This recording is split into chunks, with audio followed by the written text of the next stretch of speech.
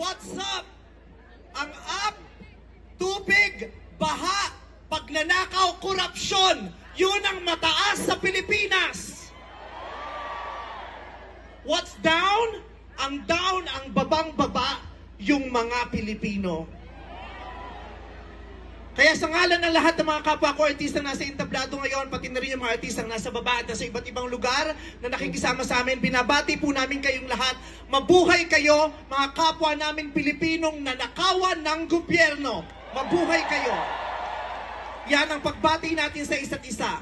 At para sa lahat naman ng mga politiko at bahagi na ng gobyerno na nagnakaw sa atin, nagnanakaw sa atin, mga nakatingin habang may nagnanakaw sa atin, mga kasama ng mga nagnanakaw sa atin, mga alam na may nagnanakaw pero hindi nagsasalita, mga kasama ng mga nagnanakaw, mga nagtatago ng magnanakaw, isa lang ang gusto naming sabihin sa inyong lahat.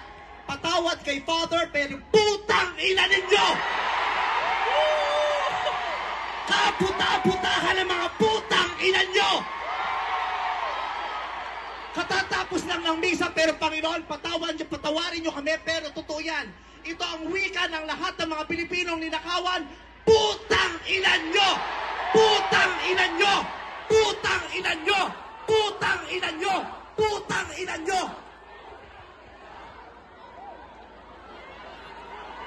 Putang ina nyo! Tapos na ang panahon ng mga mababait at ng mga resilient.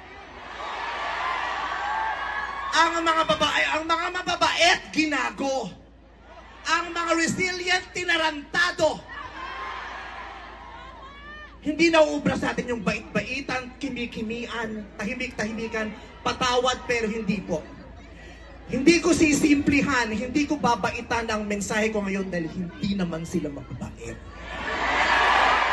Sa katunayan, mga hayop sila. So bakit natin babaitan ang mensahe natin?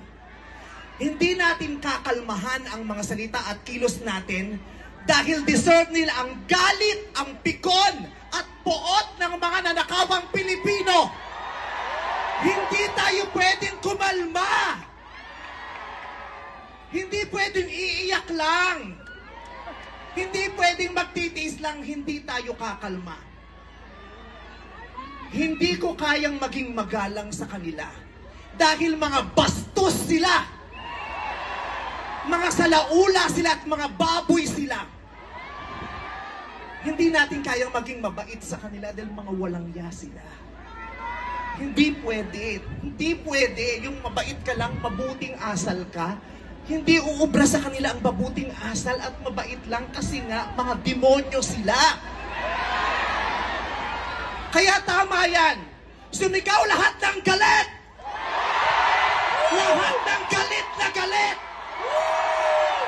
Ang hindi matatapos ang galit bukas. Ang iparirinig ang galit hanggang hindi makulong ang mga putang inang magnanakaw. Hindi tayong pwede magalit lang ngayon. Kailangan hanggang bukas, kailangan sa susunod na linggo, kailangan sa susunod na buwan, hanggang umabot ng ilang taon hanggat hindi sila nauubos. Walang mawawala sa atin kasi ubos na tayo.